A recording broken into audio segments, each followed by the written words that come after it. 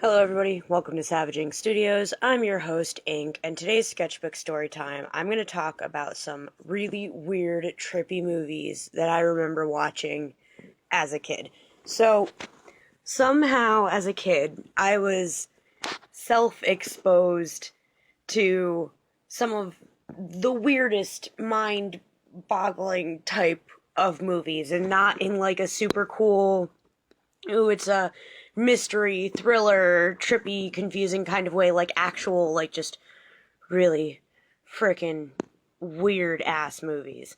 Kind of in the same type of league as Pink Floyd The Wall, but not, because that doesn't really count in my mind as like a super weird, trippy movie because it's supposed to be kind of like a full length movie music video, so it's allowed to be weird, but it still doesn't fall under that same category, if that makes sense. Alright, so the first movie I'm putting on here first because it's actually correlated to my name here. It was just called Ink, and I think I found it on Netflix, but I could be wrong. I have no idea. It was such a long time ago. But I watched it a million times, and it was just this super dark, creepy movie. All I really remember about it was that I'm pretty sure the very first opening scene was a guy sitting in his car screaming fuck at the top of his lungs over and over and over again. It had something to do with his daughter, his like little young daughter, either dying or going missing, and the rest of the movie flashes between real life and this weird, trippy, dark, muted color tone dream state with like these characters that look kind of human, but they've got prosthetics on to make them look like less human. The main character, Ink, who I think is either with the little girl or trying to find the little girl, has like this massive prosthetic nose. I don't remember all of the plot details, but I think at the end of the movie you realize that the dad was the Ink character all along, or something. Sorry, spoiler alert. So if you can find it, if you like dark, weird, trippy movies, look up Ink and see if you can find this movie, because it was some weird shit, let me tell you. So the second movie that I think was similar to that in the muted color tone, very dark with like some weird looking characters, was a movie called Low. Just L-O was the name of the movie. I remember the setting of it almost looked like it was in a play. Like, it was being filmed, but it almost looked like it was being done, like, on a stage, you know? And I don't actually remember I don't even think that there was a plot. I just think that it was this weird, dark movie with the main character, whose name was Lo, was like this weird, like, zombified monster who was all bloody and stuff. Like I said, I could be wrong. It's just been so many years since I've seen this. I don't remember any of the dialogue. I don't remember there being a plot point at all. I vaguely remember a scene with a couple in a bedroom, but again, it looked like it was set on a stage.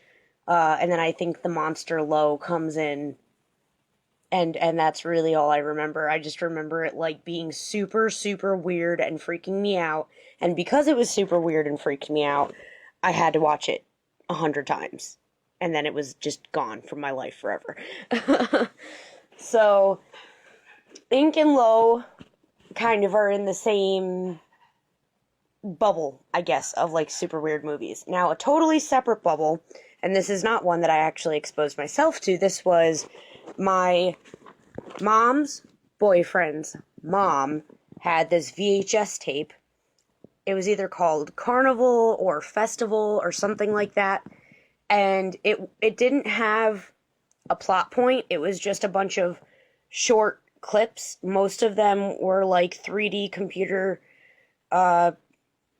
imagery, which was weird for like way back then because I was like really, really young. So like Pixar style 3D animation wasn't as big of a thing, but a lot of the short clips were weird computer animations.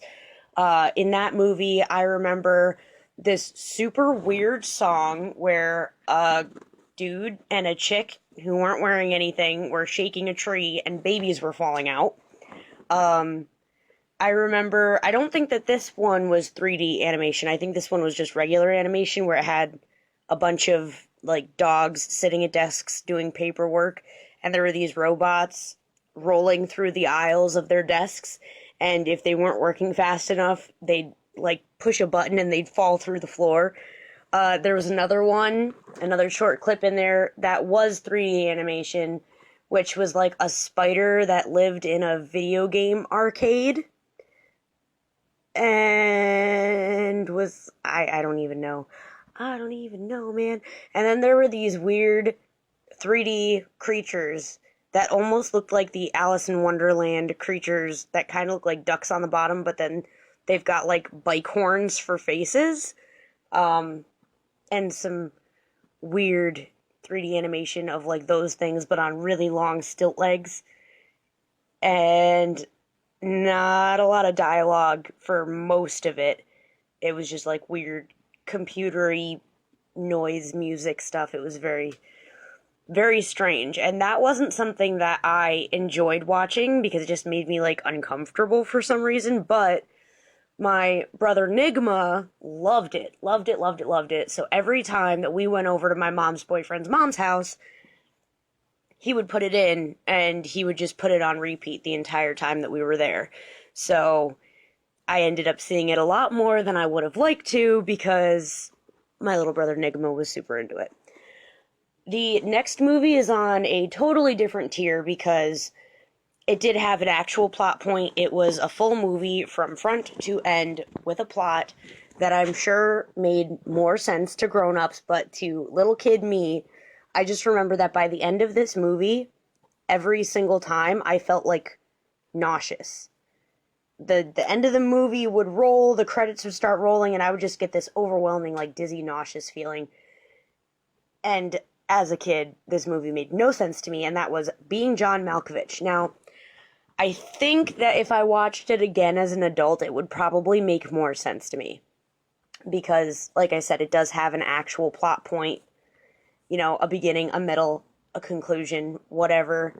Even, like, as a little kid, I could recognize that it had structure, even though I didn't understand anything that was going on.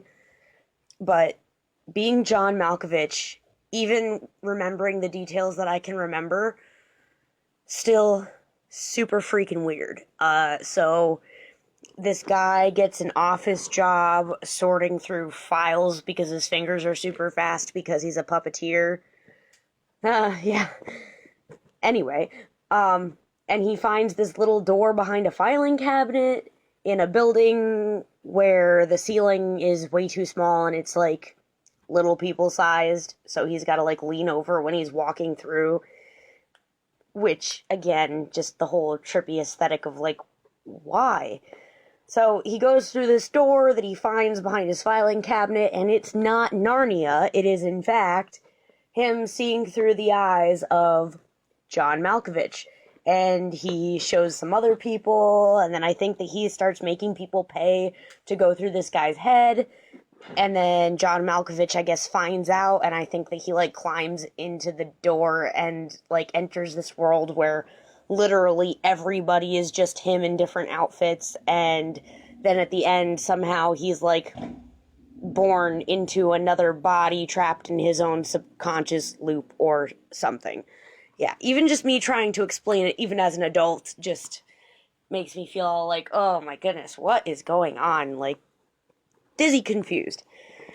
Yeah, and then I think that the only other movie that I saw as a kid that, like, tripped me out hardcore because it did have, like, a thriller, spooky vibe to it. It wasn't as, like, abstract, I guess, but it still, like, freaked me out, but not in a normal horror movie kind of way. So that movie was The Cell, and I think it had Jennifer Lopez in it or something, where they've got this machine that can hook your brain up to someone else's brain, and you can like go into their subconscious. And it was originally designed so that she could like go into the head of this little kid coma patient to try and get him to wake up. But they end up finding this serial killer who only lets the women live for a certain amount of time, and he's unconscious. So they hook her up to his brain, and she goes into his subconscious to try and find out where he hid this girl before she dies. And she is going into his subconscious, which is like super, super dark and messed up, where she just gets to see all this abuse that he went through when he was a little kid. And there are like weird looking monster things and like chopped up horses, and she ends up, I think, like getting so deep into his subconscious that she like loses herself and can't get out or something, so someone's got to go in and save her. So yeah, those, if you are into dark trippy movies that will make your brain spin, I would recommend all of those titles. Definitely check them out. They are weird AF. Yeah. Alright, guys, you know the drill. Check out these awesome artists. Their fan art is awesome, and their art is awesome, so you should look them up and show them some love because their work is awesome. Did I say awesome? Sorry, it's 100 degrees in here, and I'm losing my goddamn mind. You guys know the drill. Like, comment, subscribe. All that jazz. Questions, comments, suggestions, you know where to put them. And I will see you guys in the next one, if I don't die of heat stroke first.